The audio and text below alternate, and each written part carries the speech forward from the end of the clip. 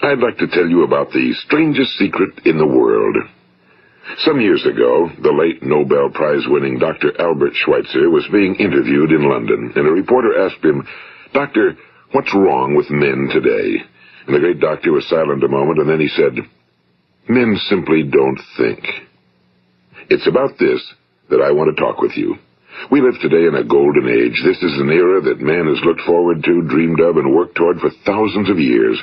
But since it's here, we pretty well take it for granted. We in America are particularly fortunate to live in the richest land that ever existed on the face of the earth, a land of abundant opportunity for everyone. But do you know what happens? Well, let's take 100 men who start even at the age of 25. Do you have any idea what will happen to those men by the time they're 65? These 100 men who all start even at the age of 25 believe they're going to be successful. If you asked any one of these men if he wanted to be a success, he'd tell you he did. And you'd notice that he was eager toward life, that there was a certain sparkle to his eye, an erectness to his carriage, and life seemed like a pretty interesting adventure to him. But by the time they're 65, 1 will be rich. 4 will be financially independent. 5 will still be working. 54 will be broke. Now think a moment. Out of the 100, only 5 make the grade. Now why do so many fail? What has happened to the sparkle that was there when they were 25? What's become of the dreams, the hopes, the plans? And why is there such a large disparity between what these men intended to do and what they actually accomplished? When we say about 5% achieve success, we have to define success. And here's the best definition I've ever been able to find. Success is the progressive realization of a worthy ideal. If a man is working toward a predetermined goal and knows where he's going, that man is a success. If he's not doing that, he's a failure. Success is the progressive realization of a worthy ideal. Rollo May, the distinguished psychiatrist, wrote a wonderful book called Man's Search for Himself. And in this book he says, the opposite of courage in our society is not cowardice. It is conformity. And there you have the trouble today. It's conformity, people acting like everyone else without knowing why, without knowing where they're going.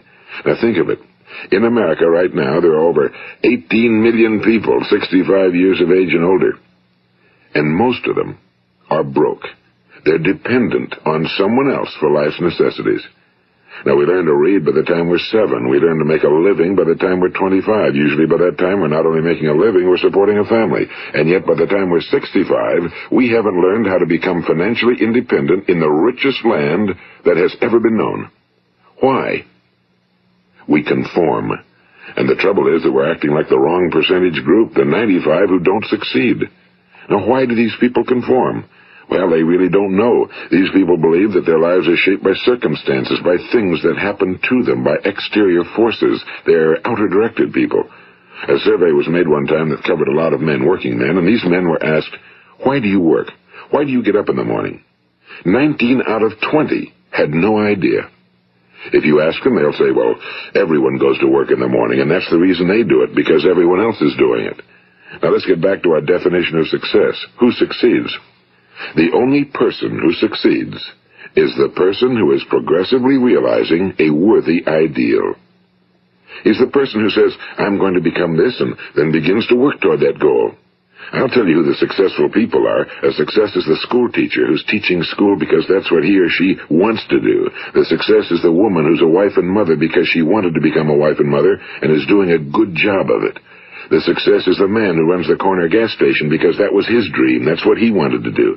The success is the successful salesman who wants to become a top-notch salesman and grow and build with his organization. A success is anyone who is doing deliberately a predetermined job because that's what he decided to do deliberately. But only 1 out of 20 does that. That's why today there isn't really any competition unless we make it for ourselves. Instead of competing, all we have to do is create. You know, for 20 years, I looked for the key which would determine what would happen to a human being. Was there a key I wanted to know which would make the future a promise that we could foretell to a large extent? Was there a key that would guarantee a person's becoming successful if he only knew about it and knew how to use it? Well, there is such a key, and I've found it. Have you ever wondered why so many men work so hard and honestly without ever achieving anything in particular, and others don't seem to work hard and yet seem to get everything? They seem to have the magic touch. You've heard them say that about someone. Everything he touches turns to gold. And have you ever noticed that a man who becomes successful tends to continue to become successful? And on the other hand, have you noticed how a man who's a failure tends to continue to fail? Well, it's because of goals. Some of us have goals, some don't. People with goals succeed because they know where they're going. It's that simple. Think of a ship leaving a harbor, and think of it with the complete voyage mapped out and planned. The captain and crew know exactly where it's going and how long it'll take. It has a definite goal. Now, 9,999 times out of 10,000, it will get to where it started out to get. Now let's take another ship, just like the first, only let's not put a crew on it or a captain at the helm. Let's give it no aiming point, no goal, no destination. We just start the engines and let it go. I think you'll agree with me that if it gets out of the harbor at all, it will either sink or wind up on some deserted beach, a derelict. It can't go anyplace because it has no destination and no guidance, and it's the same with a human being. Take the salesman, for example. There's no other person in the world today with the future of a good salesman. Selling is the world's highest paid profession, if we're good at it and if we know where we're going. Every company needs top-notch salesmen, and they reward those men. The sky's the limit for them. But how many can you find? Someone once said the human race is fixed, not to prevent the strong from winning, but to prevent the weak from losing. The American economy today can be likened to a convoy in time of war. The entire economy is slowed down to protect its weakest link, just as the convoy had to go at the speed that would permit its slowest vessel to remain in formation. That's why it's so easy to make a living today. It takes no particular brains or talent to make a living and support a family today. So we have a plateau of so-called security, if that's what a person's looking for. But we do have to decide how high above this plateau we want to aim. Now let's get back to the strangest secret in the world, the story that I wanted to tell you today. Why do men with goals succeed in life and men without them fail? Well, let me tell you something which, if you really understand it, will alter your life immediately. If you understand completely what I'm going to tell you from this moment on, your life will never be the same again. You will suddenly find that good luck just seems to be attracted to you. The things you want just seem to fall in line, and from now on you won't have the problems, the worries, the gnawing lump of anxiety that perhaps you've experienced before. Doubt, fear, well, they'll be things of the past. Here's the key to success and the key to failure. We become what we think about. Now let me say that again. We become what we think about. Throughout all history, the great wise men and teachers, philosophers and prophets have disagreed with one another on many different things. It's only on this one point that they are in complete and unanimous agreement. Listen to what Marcus Aurelius, the great Roman emperor, said. A man's life is what his thoughts make of it. Disraeli said this, everything comes if a man will only wait. I've brought myself by long meditation to the conviction that a human being with a settled purpose must accomplish it, and that nothing can resist a will that will stake even existence for its fulfillment. Ralph Waldo Emerson said this, a man is what he thinks about all day long. William James said, the greatest discovery of my generation is that human beings can alter their lives by altering their attitudes of mind.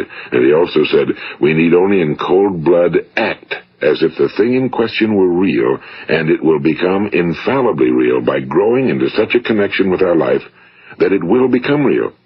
It will become so knit with habit and emotion that our interest in it will be those which characterize belief. And he also said, if you only care enough for a result, you will almost certainly attain it. If you wish to be rich, you will be rich. If you wish to be learned, you will be learned. If you wish to be good, you will be good. Only you must then really wish these things and wish them exclusively, and not wish at the same time 100 other incompatible things just as strongly. In the Bible you read in Mark 9:23, if thou canst believe, all things are possible to him that believeth. My old friend Dr. Norman Vincent Peale put it this way, this is one of the greatest laws in the universe. Fervently do I wish I had discovered it as a very young man. It dawned upon me much later in life, and I found it to be one of the greatest, if not my greatest discovery outside of my relationship to God. The great law, briefly and simply stated, is that if you think in negative terms, you will get negative results. If you think in positive terms, you will achieve positive results. That is the simple fact, he went on to say, which is at the basis of an astonishing law of prosperity and success. In 3 words, believe and succeed. William Shakespeare put it this way: our doubts are traitors and make us lose the good we oft might win by fearing to attempt. George Bernard Shaw said, people are always blaming their circumstances for what they are. I don't believe in circumstances. The people who get on in this world are the people who get up and look for the circumstances they want, and if they can't find them, make them. Well, it's pretty apparent, isn't it?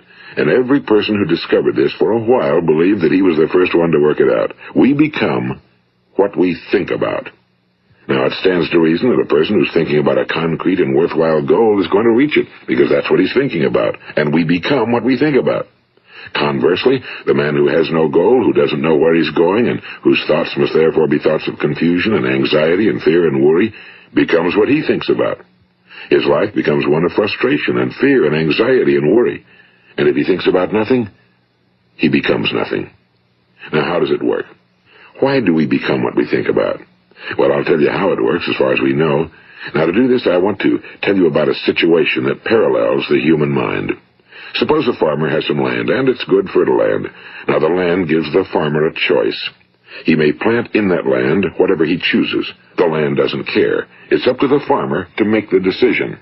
Now, remember, we're comparing the human mind with the land because the mind, like the land, doesn't care what you plant in it. It will return what you plant, but it doesn't care what you plant. Now, let's say that the farmer has 2 seeds in his hand. One is a seed of corn. The other is nightshade, a deadly poison. He digs 2 little holes in the earth, and he plants both seeds, one corn, the other nightshade. He covers up the holes, waters, and takes care of the land, and what will happen? Invariably, the land will return what's planted. As it's written in the Bible, as ye sow, so shall ye reap. Now remember, the land doesn't care. It'll return poison in just as wonderful abundance as it will corn. So up come the 2 plants, one corn, one poison. Now, the human mind is far more fertile, far more incredible and mysterious than the land, but it works the same way. It doesn't care what we plant. Success, failure. A concrete, worthwhile goal, or confusion. Misunderstanding, fear, anxiety, and so on. But what we plant, it must return to us. You see, the human mind is the last great unexplored continent on Earth. It contains riches beyond our wildest dreams. It will return anything we want to plant. Now, you might say, well, if that's true, why don't people use their minds more? Well, I think they figured out an answer to that one, too. Our mind comes as standard equipment at birth. It's free, and things that are given to us for nothing we place little value on. Things that we pay money for, we value. The paradox is that exactly the reverse is true. Everything that's really worthwhile in life came to us free. Our minds, our souls, our bodies, our hopes, our dreams, our ambitions, our intelligence, our love of family and children and friends and country, all these priceless possessions are free. But the things that cost us money are actually very cheap and can be replaced at any time. A good man can be completely wiped out and make another fortune. He can do that several times. Even if our home burns down, we can rebuild it. But the things we got for nothing, we can never replace. The human mind isn't used because we take it for granted. Familiarity breeds contempt. It can do any kind of job we assign to it, but generally speaking, we use it for little jobs instead of big, important ones. Universities have proved that most of us are operating on about 10% or less of our abilities. So decide now, what is it you want? Plant your goal in your mind. It's the most important decision you'll ever make in your entire life. What is it you want? Do you want to be an outstanding salesman? A better worker at your particular job? Do you want to go places in your company? In your community? Do you want to get rich? All you've got to do is plant that seed in your mind, care for it, work steadily toward your goal, and it will become a reality. It not only will, there's no way that it cannot. You see, that's a law, like the laws of Sir Isaac Newton, the laws of gravity. If you get on top of a building and jump off, you'll always go down. You'll never go up, and it's the same with all the other laws of nature. They always work. They're inflexible. Think about your goal in a relaxed, positive way. Picture yourself in your mind's eye as having already achieved this goal. See yourself doing the things you will be doing when you've reached your goal. Ours has been called the phenobarbital age, the age of ulcers and nervous breakdowns and tranquilizers. At a time when medical research has raised us to a new plateau of good health and longevity, far too many of us worry ourselves into an early grave trying to cope with things in our own little personal ways without learning a few great laws that will take care of everything for us. These things we bring on ourselves through our habitual way of thinking. Every one of us is the sum total of his own thoughts. He is where he is because that's exactly where he really wants to be, whether he'll admit that or not. Each of us must live off the fruit of his thoughts in the future, because what you think today and tomorrow, next month and next year, will mold your life and determine your future. You're guided by your mind. I remember one time I was driving through eastern Arizona, and I saw one of those giant earth-moving machines roaring along the road at about 35 miles an hour with what looked like 30 tons of dirt in it. A tremendous, incredible machine, and there was a little man perched way up on top with the wheel in his hands guiding it. And as I drove along, I was struck by the similarity of that machine to the human mind. Just suppose you're sitting at the controls of such a vast source of energy. Are you going to sit back and fold your arms and let it run itself into a ditch? Or are you going to keep both hands firmly on the wheel and control and direct this power to a specific, worthwhile purpose? It's up to you. You're in the driver's seat. You see, the very law that gives us success is a two-edged sword. We must control our thinking. The same rule that can lead a man to a life of success, wealth, happiness, and all the things he ever dreamed of for himself and his family. That very same law can lead him into the gutter. It's all in how he uses it, for good or for bad. This is the strangest secret in the world. Now, why do I say it's strange, and why do I call it a secret? Actually, it isn't a secret at all. It was first promulgated by some of the earliest wise men, and it appears again and again throughout the Bible, but very few people have learned it, understand it. That's why it's strange, and why for some equally strange reason it virtually remains a secret. I believe that you could go out and walk down the main street of your town and ask one man after another what the secret of success is, and you probably wouldn't run into one man in a month who could tell you. Now, this information is enormously valuable to us if we really understand it and apply it. It's valuable to us not only for our own lives, but the lives of those around us, our families, employees, associates, and friends. Life should be an exciting adventure. It should never be a bore. A man should live fully, be alive. He should be glad to get out of bed in the morning. He should be doing a job he likes to do because he does it well. One time I heard Grove Patterson, the great late editor-in-chief of the Toledo Daily Blade, make a speech, and as he concluded his speech, he said something I've never forgotten. He said, "My years in the newspaper business have convinced me of several things. Among them, that people are basically good, and that we came from someplace, and we're going someplace. So we should make our time here an exciting adventure. The architect of the universe didn't build a stairway leading nowhere." And the greatest teacher of all, the carpenter from the plains of Galilee, gave us the secret time and time again. As ye believe, so shall it be done unto you. I've explained the strangest secret in the world and how it works. Now, on this side, I want to explain how you can prove to yourself the enormous returns possible in your own life by putting this secret to a practical test. I want you to make a test that will last 30 days. It isn't going to be easy, but if you'll give it a good try, it will completely change your life for the better. Now, back in the 17th century, Sir Isaac Newton, the English mathematician and natural philosopher, gave us some natural laws of physics which apply as much to human beings as they do to the movement of bodies in the universe. And one of these laws is that for every action, there is an equal and opposite reaction. Simply stated, as it applies to you and me, it means we can achieve nothing without paying the price. The results of your 30-day experiment will be in direct proportion to the effort you put forth. To be a doctor, you must pay the price of long years of difficult study. To be successful in selling, and remember that each of us succeeds to the extent of his ability to sell. Selling our families on our ideas, selling education in schools, selling our children on the advantages of living the good and honest life, selling our associates and employees on the importance of being exceptional people. To, of course, the profession of selling itself. But to be successful in selling our way to the good life, we must be willing to pay the price. Now, what is that price? Well, it's many things. First, it's understanding emotionally, as well as intellectually, that we literally become what we think about, that we must control our thoughts if we're to control our lives. It's understanding fully that as ye sow, so shall ye reap. Second, it's cutting away all fetters from the mind and permitting it to soar as it was divinely designed to do. It's the realization that your limitations are self-imposed and that the opportunities for you today are enormous beyond belief. It's rising above narrow-minded pettiness and prejudice.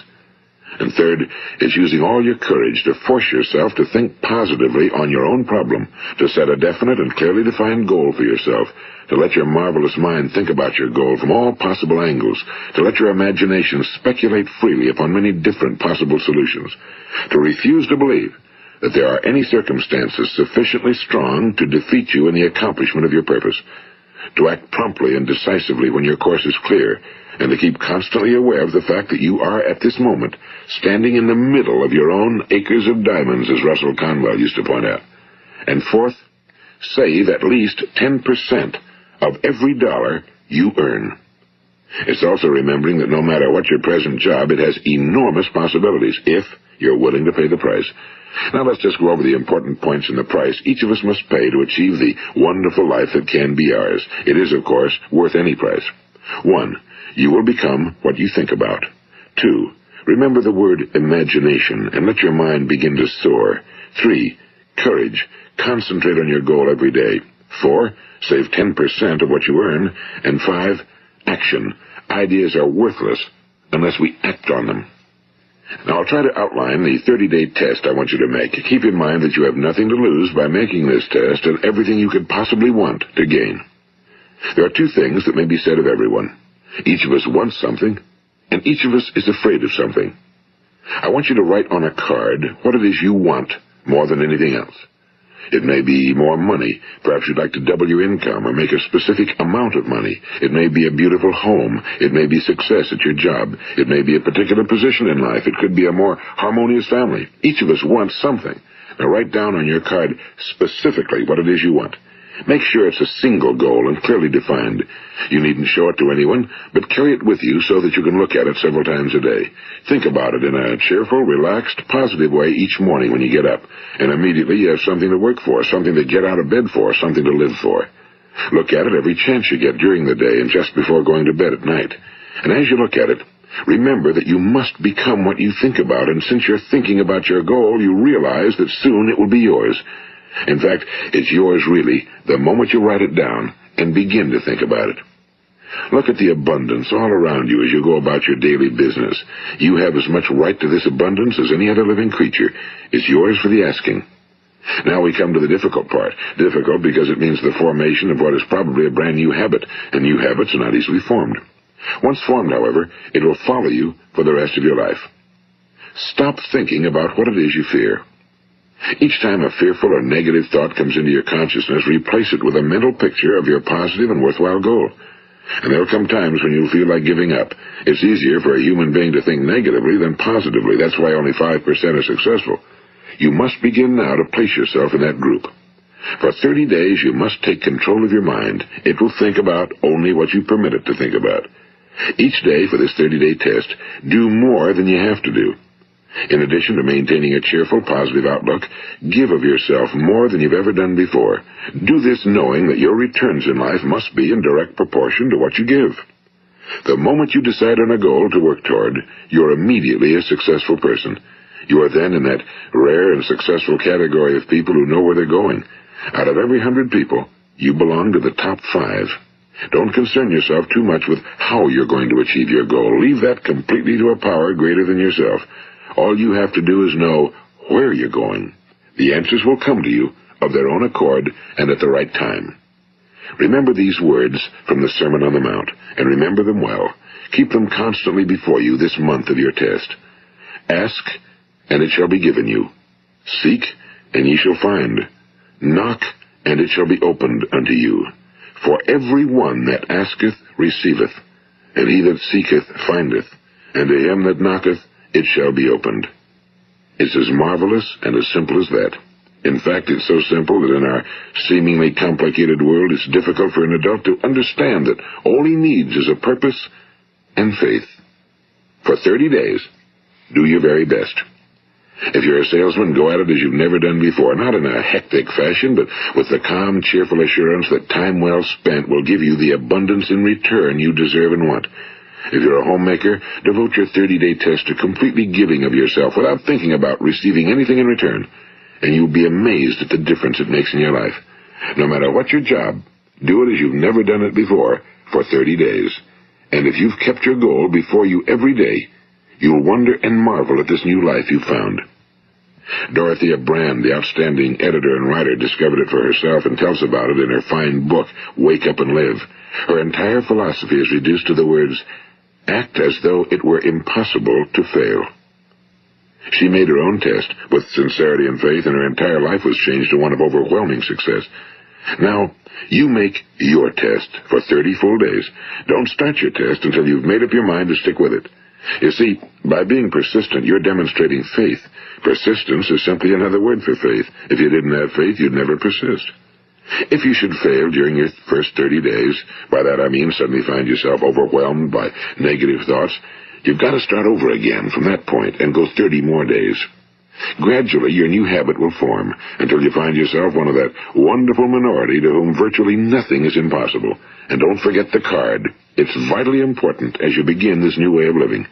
On one side of the card, write your goal, whatever it may be. On the other side, write the words we've quoted from the Sermon on the Mount. Ask, and it shall be given you. Seek, and ye shall find. Knock, and it shall be opened unto you. Nothing great was ever accomplished without inspiration. See that during these crucial first 30 days, your own inspiration is kept at a peak. And above all, don't worry. Worry brings fear, and fear is crippling. The only thing that can cause you to worry during your test is trying to do it all yourself. Know that all you have to do is hold your goal before you. Everything else will take care of itself. Remember also to keep calm and cheerful. Don't let petty things annoy you and get you off course. Now, since making this test is difficult, some will say, why should I bother? Well, look at the alternative. No one wants to be a failure. No one really wants to be a mediocre individual. No one wants a life constantly filled with worry and fear and frustration.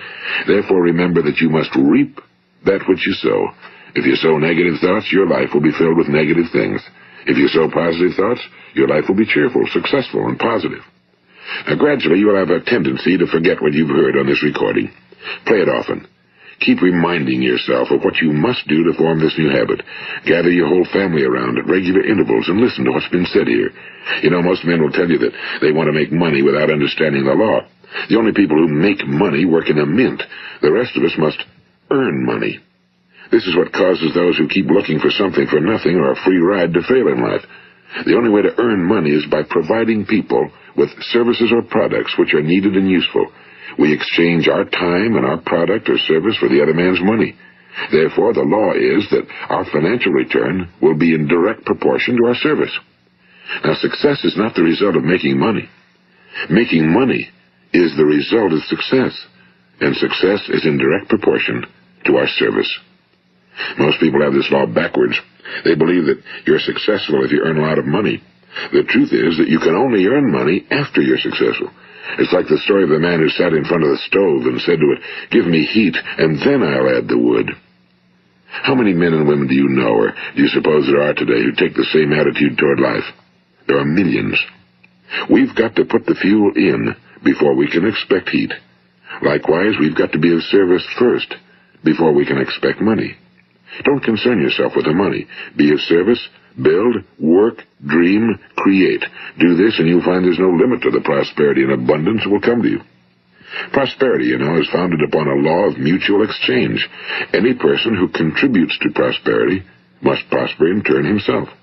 Sometimes the return will not come from those you serve, but it must come to you from someplace, because that's the law. For every action, there is an equal and opposite reaction. As you go daily through your 30-day test period, remember that your success will always be measured by the quality and quantity of service you render, and money is a yardstick for measuring this service. No man can get rich himself unless he enriches others. Now, there are no exceptions to a law. You can drive down any street in America and from your car estimate the service that's being rendered by the people living on that street. Had you ever thought of this yardstick before? It's interesting. Some, like ministers and priests and other devoted people, measure their returns in the realm of the spiritual, but again, their returns are equal to their service. Once this law is fully understood, any thinking person can tell his own fortune. If he wants more, he must be of more service to those from whom he receives his return. If he wants less, he has only to reduce his service. This is the price you must pay for what you want. If you believe you can enrich yourself by deluding others, you can end only by deluding yourself. It may take some time, but just as surely as you breathe, you'll get back what you put out. Don't ever make the mistake of thinking you can avert this. It's impossible. The prisons and the streets where the lonely walk are filled with people who tried to make new laws just for themselves. We may avoid the laws of man for a while, but there are greater laws that cannot be broken. An outstanding medical doctor recently pointed out 6 steps that will help you realize success. 1. Set yourself a definite goal. 2. Quit running yourself down. 3. Stop thinking of all the reasons why you cannot be successful and instead think of all the reasons why you can. 4. Trace your attitudes back through your childhood and try to discover where you first got the idea you couldn't be successful, if that's the way you've been thinking. 5. Change the image you have of yourself by writing out a description of the person you would like to be. And 6. Act the part of the successful person you have decided to become. The doctor who wrote those words is a noted West Coast psychiatrist, Dr. David Harold Fink. Do what the experts since the dawn of recorded history have told you you must do. Pay the price by becoming the person you want to become. It's not nearly as difficult as living unsuccessfully. Make your 30-day test, then repeat it again, and each time it will become more a part of you until you'll wonder how you could ever have lived any other way. Live this new way, and the floodgates of abundance will open and pour over you more riches than you may have dreamed existed. Money? Yes, lots of it. But what's more important, you'll have peace. You'll be in that wonderful minority who lead calm, cheerful, successful lives. Start today. You have nothing to lose, but you have a whole life to win. This is Earl Nightingale, and thank you.